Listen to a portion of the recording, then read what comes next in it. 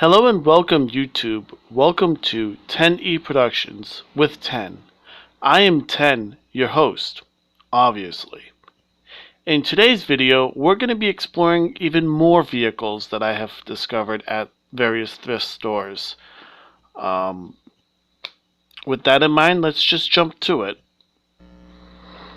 This first one is a Imaginext Batmobile.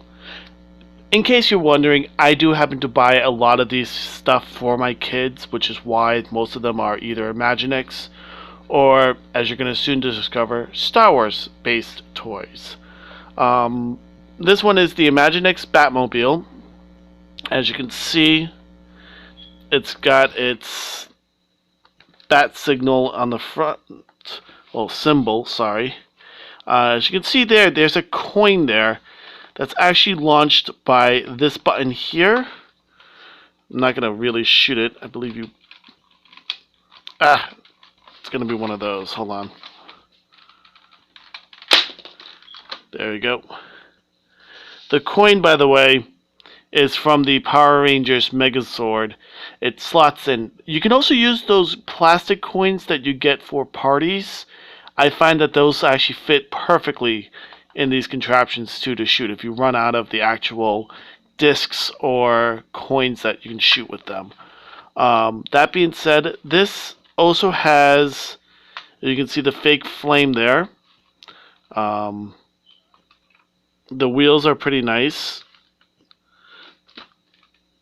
The engine moves, so when it's moving it bounces. The cockpit is a simple lift.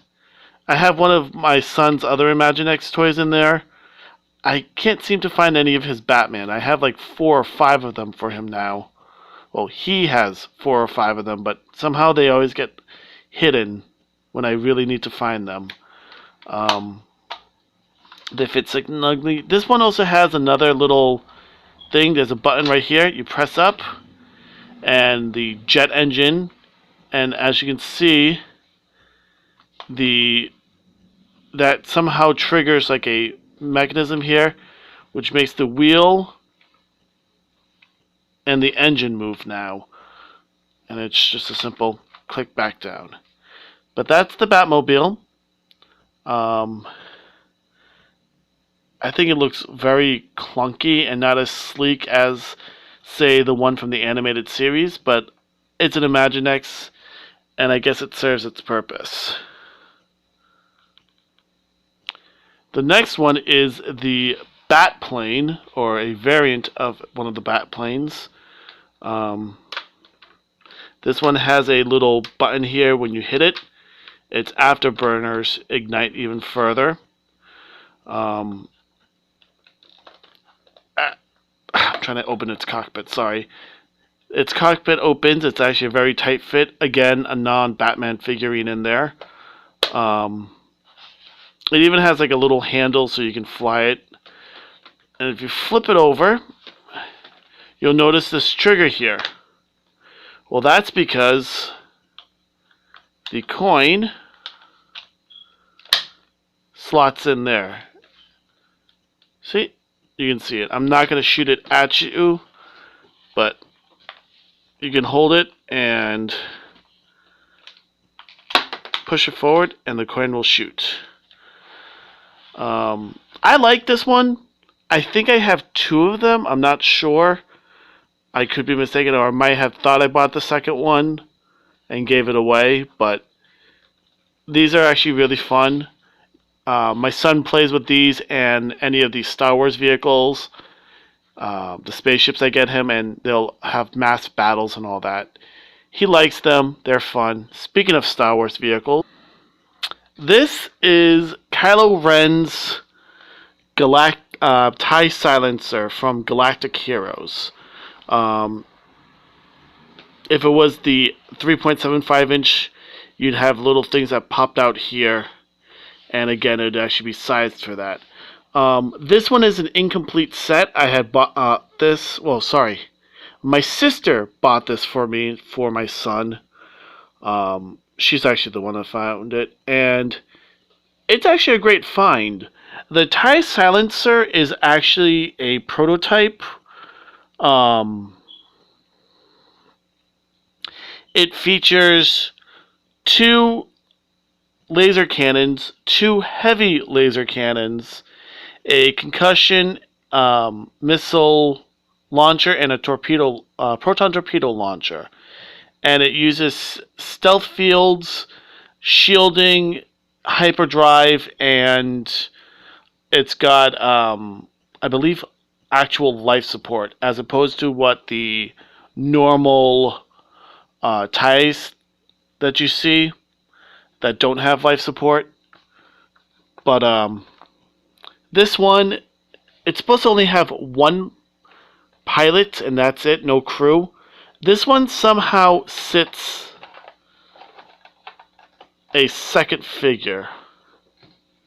You actually might recognize that guy as one of the ones that I reviewed earlier.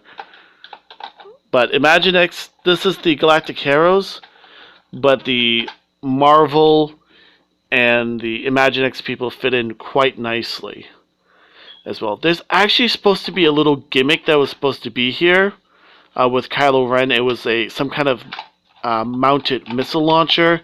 That's why it's got those two little holes right there when you close it. Hold on.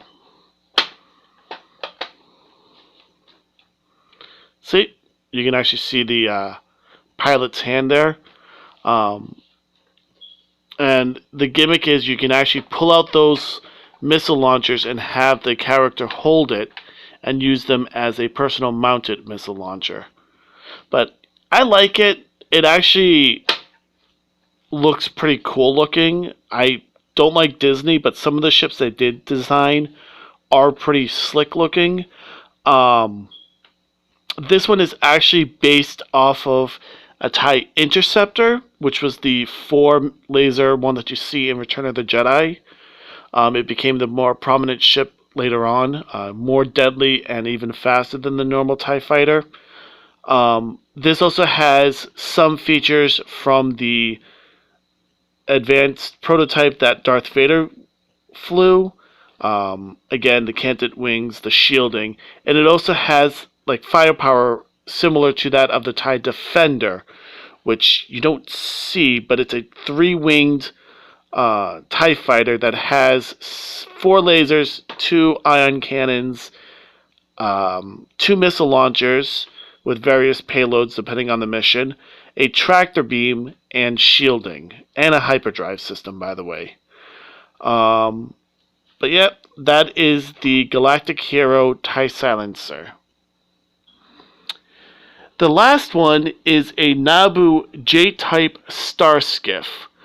Well, a variant of it. The normal J-type star skiff is actually much, much larger. It actually is supposed to fit a total of 6 people, 3 passengers, and 3 crew members. A pilot, a co-pilot, and a gunner. Co-pilot also acted as a navigations officer. But this version is just basically a toy gimmick that they mocked up to look like it, and it's a single-person vehicle. As you can see, I have a Rebel pilot, a Resistance pilot in there. I forgot her name off the top of my head, but I like her. She fits in perfectly into there. Some detail in the inside of the cockpit. And this gimmick is, it's got these weird little doohickeys that push in and out to make it look like it's shooting something, except for it doesn't have any missile launchers, but it does have 2 lasers there and there, which was actually quite unique for a Naboo ship. Most of their larger crafts were very peaceful. If you remember the Queen's Royal Cruise ship,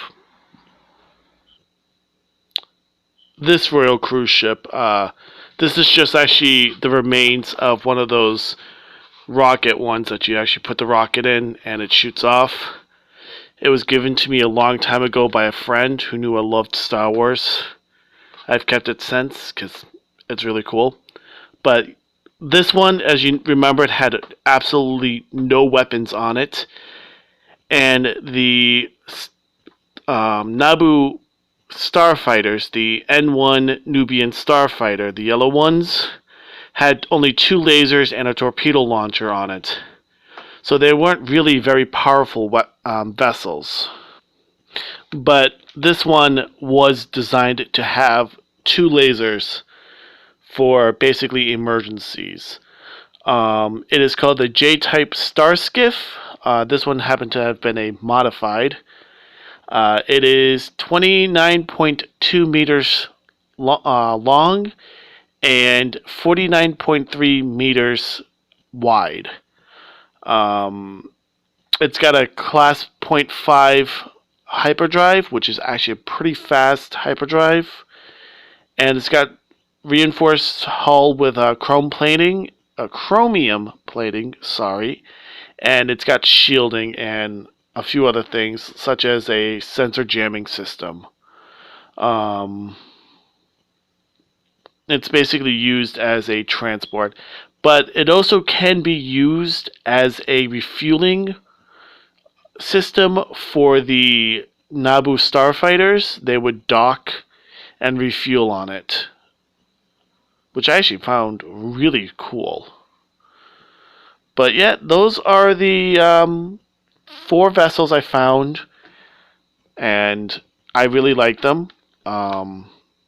This one definitely goes with my normal Star Wars collections, seeing that it is a 3.75-inch Star Wars vehicle.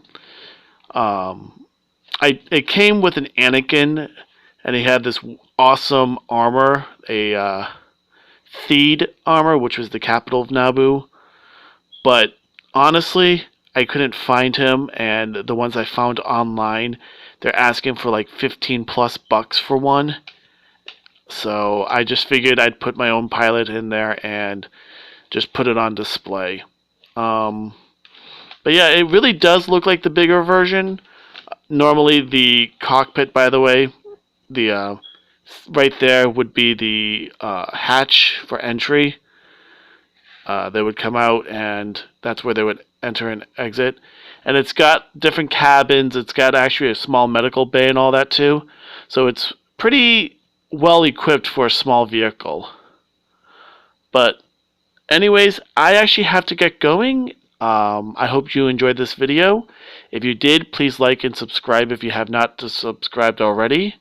And with that in mind, adios y hasta luego.